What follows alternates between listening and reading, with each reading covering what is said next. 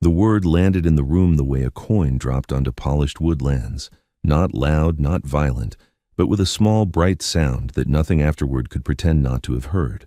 Replaceable. Lavinia had been lifting her teacup. She set it down again, with a steadiness that was not steadiness but the absence of permission to be anything else, and she looked at her husband across the breakfast table at Wexford House, and Hadrian Strafford, 6th Duke of Wexford, did not look back at her. He was reading. He had been reading the whole time he had been speaking, and the casualness of it, the way one might mention that the Morning Post had brought a notice from the bank or that the weather looked uncertain, was the particular wound she would carry with her into the carriage and across 2 counties and through the door of her sister's house in Kent before she allowed it to be named for what it was. She'd said something perfectly ordinary, a remark about the Pemberton ball, whether they ought to accept, and he had said, without raising his eyes from the paper, that she might do as she liked, that the matter was hardly significant, that the world contained a great many women who could go to balls and any of them were replaceable by any other, and she included. She had not been listening for cruelty. She had been speaking to him the way she spoke to him every morning, quietly, easily, as one speaks to a person whose presence is part of the architecture of one's life. And the words had arrived not as a blow, but as a stone dropped from a great height onto the surface of a still pond, with that strange interval between the falling and the registering of the impact. He turned the page of his paper. He had not noticed. That was the second wound, and it arrived more cleanly than the first, that having dropped a thing of that weight into the morning between them, he had gone back to the news from the city as though he had said nothing at all. The saying had cost him nothing, because the thinking had cost him nothing, because she had cost him, finally, nothing of consequence at all. Lavinia lifted her cup again. She drank the tea. It was lukewarm. She placed her napkin beside her plate with the precise care she had been taught as a girl at Linley Park, where her mother had told her, the year she came out, that a lady's hands at the table told the world everything the world needed to know about the quality of her composure. Her mother had been dead 9 years. The lesson had outlived her. "I find I have a slight headache," she said. Hadrian looked up. There was in his face the faint puzzled courtesy of a man pulled from his reading by a small domestic announcement. He said something, that she ought to lie down, that she ought to send for Dr. Beckett if it worsened, and she nodded, and she rose, and she walked from the breakfast room with the deliberate ordinary pace of a woman going to fetch a shawl, and only when the door had closed behind her did she allow herself to stand still in the corridor for the half-breath it took to know what she was going to do. By the clock in the hall, it was 28 minutes past 9. She went up the great stairs. She did not hurry. She entered her own apartments and rang for Hetty, and when Hetty came, she said, in the same level voice she had used in the breakfast room, "I shall be traveling today. To my sister's. We must pack." Hetty had been with Lavinia for 6 years, having come from Linley Park as a girl of 18, and she did not ask questions. She looked at her mistress's face once, briefly, and saw something there that decided her, and went to the dressing room and began. It was extraordinary, Lavinia would think afterwards, how quickly a life could be reduced to its constituent parts. 2 traveling trunks came up from the box room within 20 minutes, the morning dresses folded between layers of paper, 3 evening gowns only, the others left behind, her writing case, her mother's pearls, 5 books chosen quickly. She did not pack the things he had given her. That was a decision she made halfway through, looking at the rosewood box where the diamond combs lay, and the necklace of garnets he had presented to her on their first anniversary, and the bracelet of seed pearls he had brought her from Bath last autumn. She closed the box and left it on the dressing table. They were not hers in any sense that mattered now. She wrote 2 letters at the small escritoire by the window. The first was to her sister Cordelia, Lady Marbury, at Hadley Court in Kent, a short note saying that she would arrive that evening, that she would explain when she came, that Cordelia must not be alarmed, but that she required a roof that was not her own. The second was to Hadrian. It was 4 sentences. "I have gone to Cordelia. I shall not return until you send for me, and you must understand before you do that the woman you send for will not be the one who left. Do not follow before you have considered what it is you wish to say. I will not be told twice that I am replaceable." She sealed it and set it on the writing slope where Hadrian would find it when he came up to dress for dinner, propped against the silver candlestick that had belonged to his grandmother and that he sometimes touched, absently, when he was thinking. By the time she was ready, it was past 11. The trunks were corded and the carriage had been ordered, not the Dukestown carriage, but the older traveling chariot from the coach house, which the head coachman, Trelawney, knew without being told that she preferred. She had asked Mrs. Netherwood to send Marsh on an errand to the wine merchant in St. James's, which would occupy him for an hour. Mrs. Netherwood, who had been housekeeper at Wexford House for 29 years, had not asked why. She had read the morning the moment Hetty had come down for the trunks. It was Mrs. Netherwood who stood in the hall when Lavinia came down in her traveling pelisse, the deep blue one with the dark fur at the collar and cuffs, and her plain bonnet, and her face composed entirely of the things she was not saying.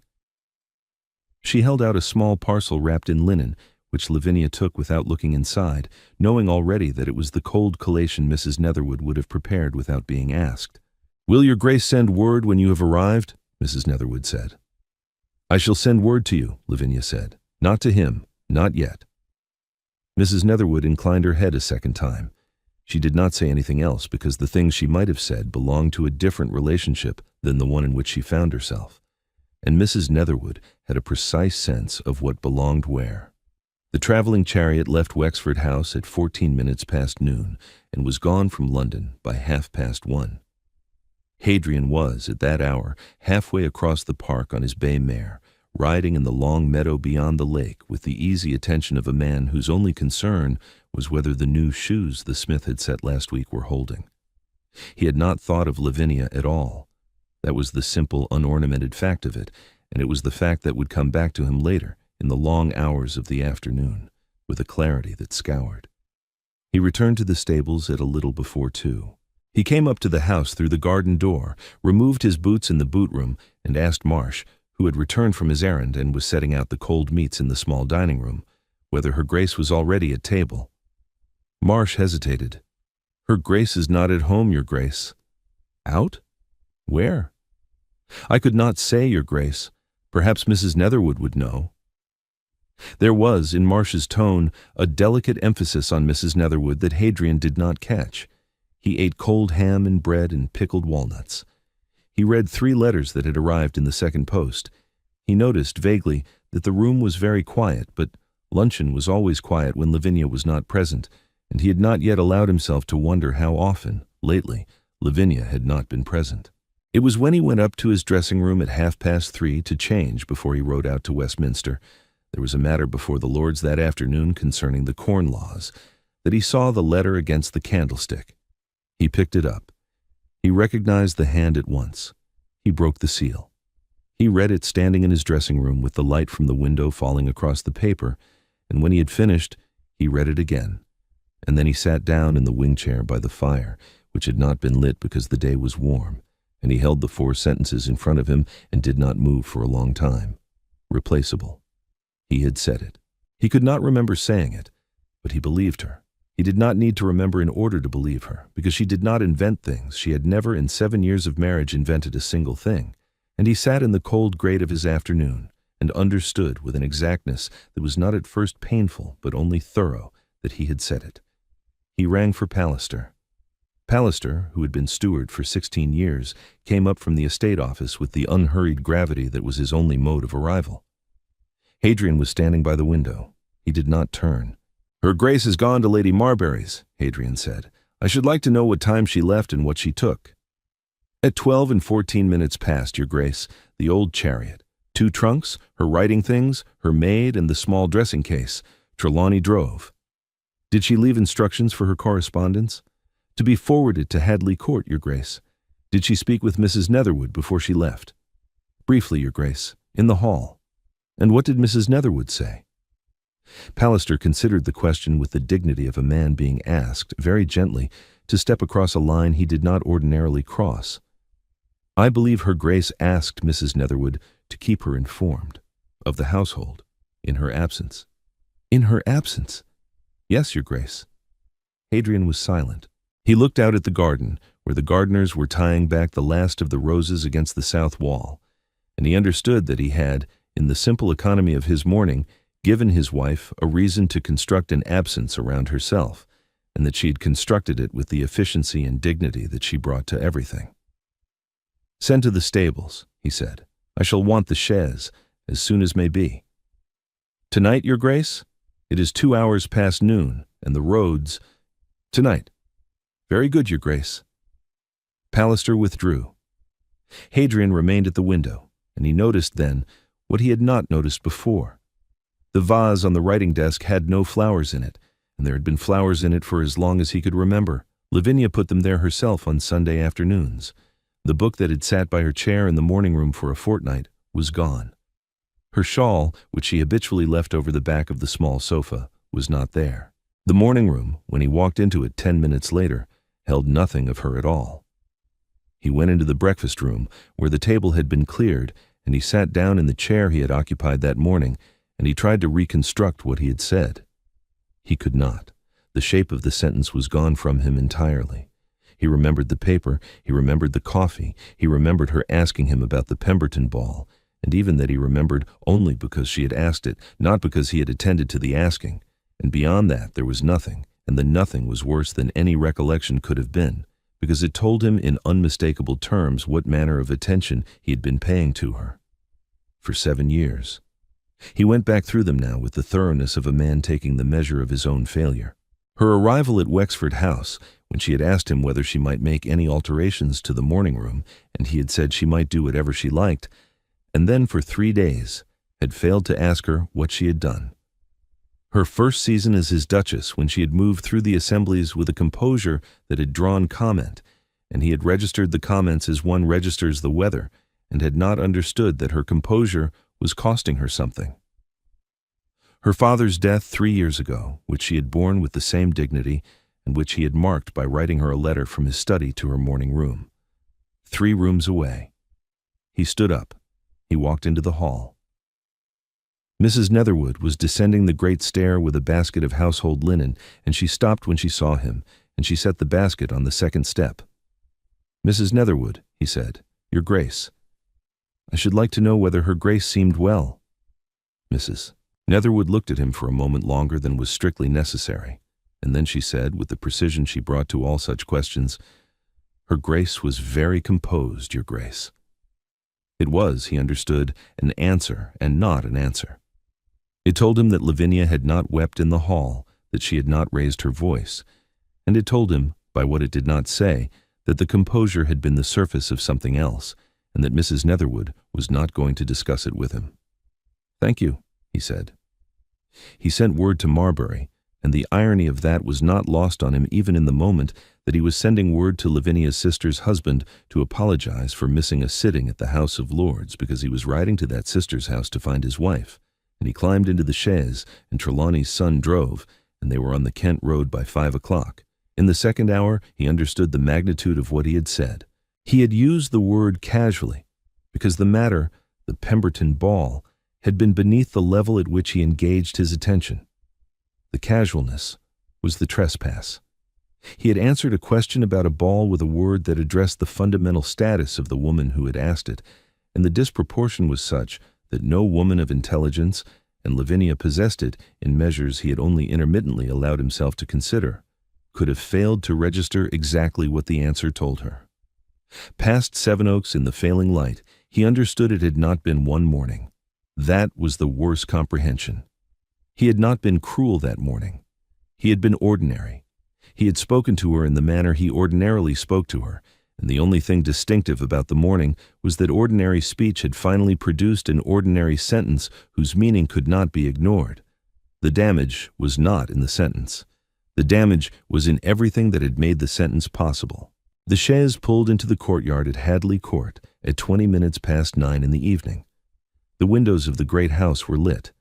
The front door opened before he had stepped down, and Cordelia herself was standing in it. Cordelia, Lady Marbury, Lavinia's elder sister by 2 years, who in family resemblance might have been mistaken for her twin, and who in temperament was as different from her as iron is from water. Cordelia did not move out of the doorway. "Wexford," she said. "Lady Marbury. My sister is here. She's well. She's not coming down. I've not asked her to. What have you come for, then? He had thought, somewhere in the long hours between London and Kent, that he had assembled a sentence sufficient to the occasion, and now standing in the courtyard with his hat in his hand and his sister-in-law in the doorway, he understood that he had no sentence at all. He looked at her. "I have come to wait," he said. Cordelia regarded him. She had the same gray eyes Lavinia had, the same straight brow, the same particular stillness when she was thinking, and she used all of them now. After a moment she stepped aside. "You may wait in the library," she said. "You may not go upstairs. You will be brought a tray. Sir Edwin is in town until Friday. I tell you this because you should understand that there is no one in this house who is obliged to be civil to you, including me, and I am being civil only because Lavinia asked me to be. She asked it in so many words. She said you would come. She said I was not to send you away. She said I was to put you in the library and tell her when you arrived. And then? And then nothing. You will wait. She will come down or she will not, and that is for her to decide and not for either of us." He inclined his head. He followed Cordelia across the hall and into the library, which lay at the back of the house and faced the lawn. A fire had been laid. 2 candles burned on the chimney-piece. A tray was already on the small table, bread, cold meat, a glass, and a decanter, which told him Cordelia had ordered it the moment word came that he was on the road. She left him. The door closed. He did not eat. He drank 1 glass of the wine. He sat in one of the 2 wing chairs by the fire and listened to the sounds of the house above him, the soft footsteps of a maid, the closing of a door, once the unmistakable cadence of his wife's voice, speaking briefly at a distance he could not measure. The voice was steady. The voice was not weeping. The voice was that of a woman who had made a decision and was being, for the first time in some considerable while, exactly the person she chose to be. He waited. Upstairs, in the small sitting room that adjoined the bedchamber Cordelia had given her, Lavinia was sitting by the fire with her hands folded in her lap. She had changed into a plain gray wool gown, comfortable, unfashionable, the one she put on when she was reading in the evening at Wexford House. Cordelia sat opposite her in the second chair, and the 2 sisters had been sitting in silence for nearly half an hour, because the things Lavinia had told Cordelia on her arrival had been enough. When the sound of the chaise had come into the courtyard, Lavinia had not moved. She had counted the hours since she left London, and known he would come tonight if he was going to come at all. "He is in the library," Cordelia said now. "He has not eaten. He has not spoken since I left him." "How does he look?" "Bad? Tired? I've never seen him look tired before." Lavinia considered this. She had been married to him for 7 years and had not, until this afternoon, considered the possibility that he might be tired, because she had never been permitted by his ordinary self-possession to imagine that anything in his life cost him effort. She thought now, looking into the fire, that perhaps it had cost him a great deal, and she had simply been outside the room where the effort happened. "I shall come down in an hour," she said. "An hour? It will do him good to wait." Cordelia smiled, very slightly, for the first time since her sister's arrival, and reached across and took Lavinia's hand and held it for a moment without speaking. The hour passed. It was 11:15 when Lavinia came down. She had not changed out of the gray wool gown. She had brushed her hair and pinned it up again, and she carried no shawl, and her hands were empty. She walked down the great stair of Hadley Court without hurry, and crossed the hall and opened the library door herself, because she had asked Cordelia's butler to leave her to it.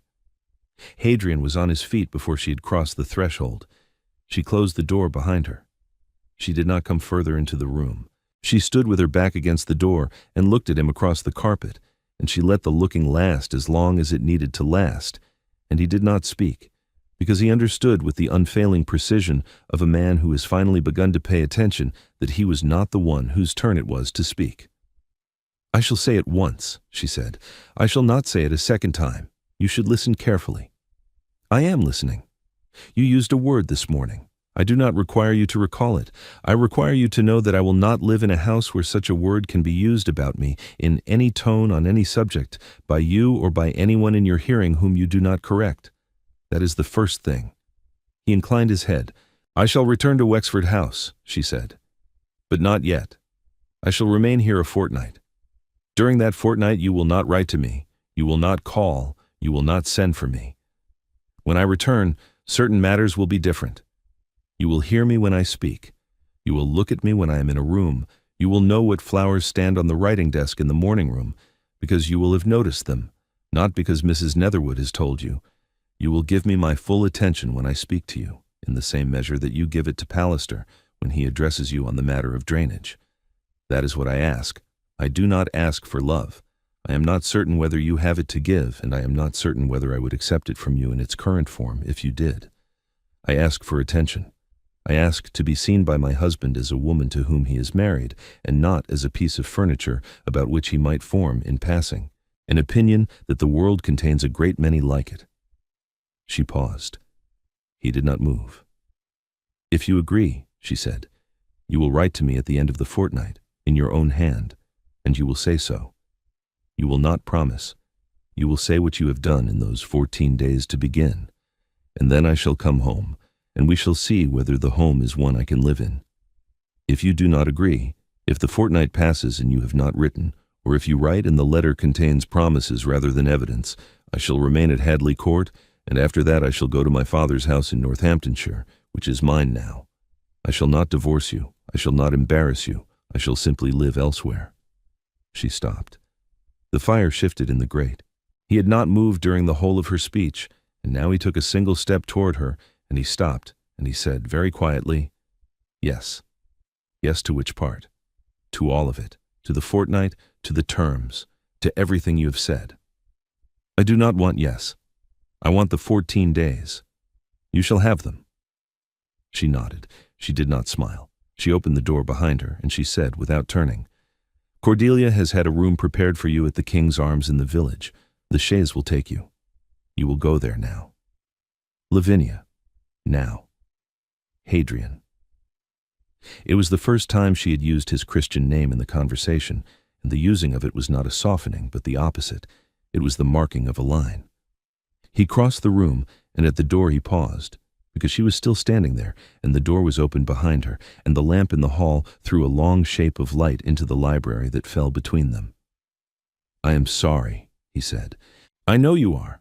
That is not the same as the thing I have asked you for. I understand that. Then go.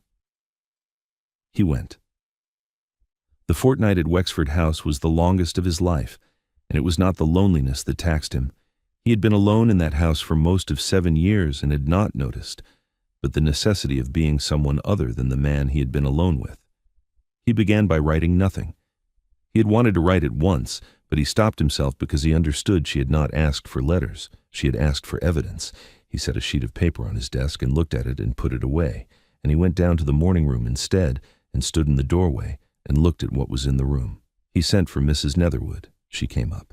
He asked her, with the particular humility of a man who had finally understood what humility was for, whether she would tell him what his wife liked. Not what she required. He could discover what she required from observation, but what she liked, what pleased her. Mrs. Netherwood looked at him for a long moment. Then she sat down at his invitation in the chair opposite his desk, and she spoke for 40 minutes. He took notes.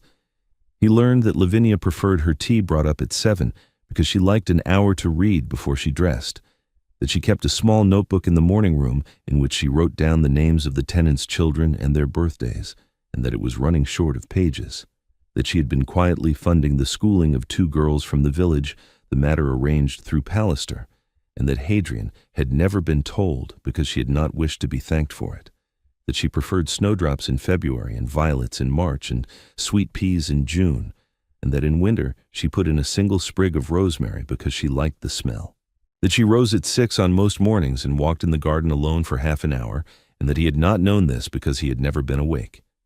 He began the next morning to rise at 6. He walked the garden himself.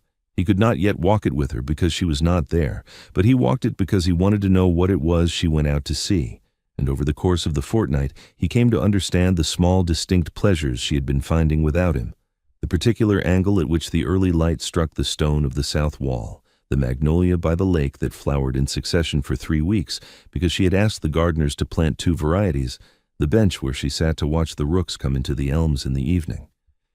He spoke to Pallister about the schooling of the village girls and increased the sum by half. He renewed the flowers in the vase on the writing desk himself on the Sunday in the middle of the fortnight, and he did it badly, because he had never arranged flowers in his life, but he did it, and he left them there. He did not write the letter until the 13th day. He wrote it in the morning room. He sat at her escritoire in her chair with her ink and her paper, and he wrote without stopping for 2 hours.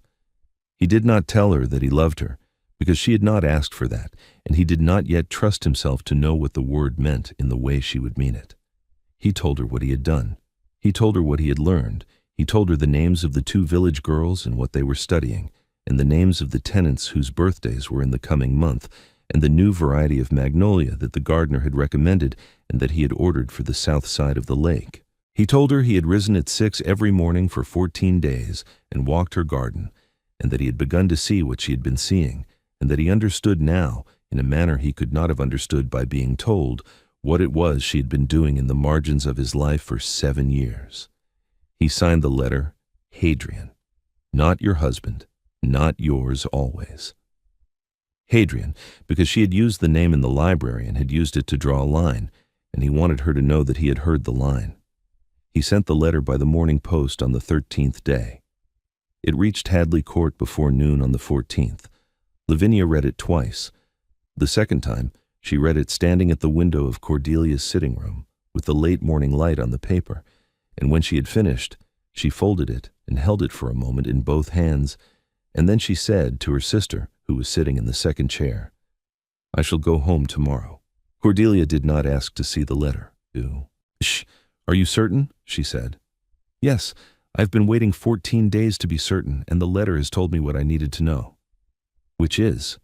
Lavinia looked out at the Kent lawn, at the long shadows of the elms moving across it in the spring light, and she said, "He has noticed." She returned to Wexford House on the 15th day. He met her at the carriage himself, in the courtyard, with the same gravity with which he had greeted her on the day she had first come there as his bride 7 years before, and he handed her down, and he did not kiss her, because she had not asked to be kissed and he was not yet in possession of permission. He carried in her dressing case. He showed her, when she went up to her apartments, the small alterations he had made to her morning room, a new lamp she had once admired in a shop in Bond Street, set on the table by her chair. The bookshelf moved closer to the light from the window. A fresh notebook, bound in dark green morocco, laid on the writing desk where the old one had grown short. It was the notebook that decided her. She picked it up and looked at him. "Mrs. Netherwood told you," she said. "She told me a great deal. I have been a poor pupil, but I have been trying." "Yes," Lavinia said, "I can see that you have." The marriage that resumed at Wexford House on that May morning was not the marriage they had had before, and they both understood this, and the difference was the thing that allowed it to last. He did not pretend that he had always been attentive. He made mistakes in the first months. He forgot sometimes to look up when she came into a room and corrected himself a moment afterward, and the correction itself became over time the proof that he was trying. She did not raise the breakfast room again, because she had said in the library that she would not say it twice, but she did not pretend it had not happened. They built instead something cleaner. He began to come into the morning room in the afternoons, to read in the second chair while she answered her correspondence, and they did not always speak, but the not speaking was a chosen quiet rather than an absent one. He asked her in the autumn what she thought about the corn laws, and she told him, and he listened to her answer the way he had once listened to Pallister, and he changed his vote. Their first child was born the spring after the next, and they called her Mary, after Lavinia's mother. Their second child, 2 years later, was a boy, and he was christened Edmund Hadrian, after his grandfather and his father in that order, because Lavinia had asked it, and Hadrian had understood at once that the ordering was the point. It was at breakfast, 11 years after the morning of the word, that the small thing happened which had not been planned, and which neither of them mentioned afterward, though both of them remembered it for the rest of their lives. They were sitting at the same table in the same room. Mary, who was 10, was reading a book of her grandmother's letters beside her mother. Edmund, who was 8, was eating his toast with the methodical concentration of a child who has been told it is impolite to read at the table. Hadrian was reading a dispatch. He had been reading it for some moments when Lavinia, lifting her teacup, said something perfectly ordinary, a remark about whether they ought to accept an invitation from the Pembertons for the following week. He set down the paper. He looked up at her. He looked at her with the whole of his attention, the way he had been looking at her, with small lapses and steady corrections, for 11 years. "Whatever you would prefer, my love," he said. "I have no opinion that you do not have first." Lavinia inclined her head. She did not smile. She lifted her cup and drank her tea, which was the precise temperature she preferred, because Marsh had been instructed long ago by Mrs. Netherwood, and Mrs. Netherwood had been instructed long ago by the Duke himself, and the chain of instruction held. She had never mentioned the word. She had never needed to. He had been careful, ever since, with every word. They arrive here, like an answer, given at last with the whole of one's attention whenever they are ready.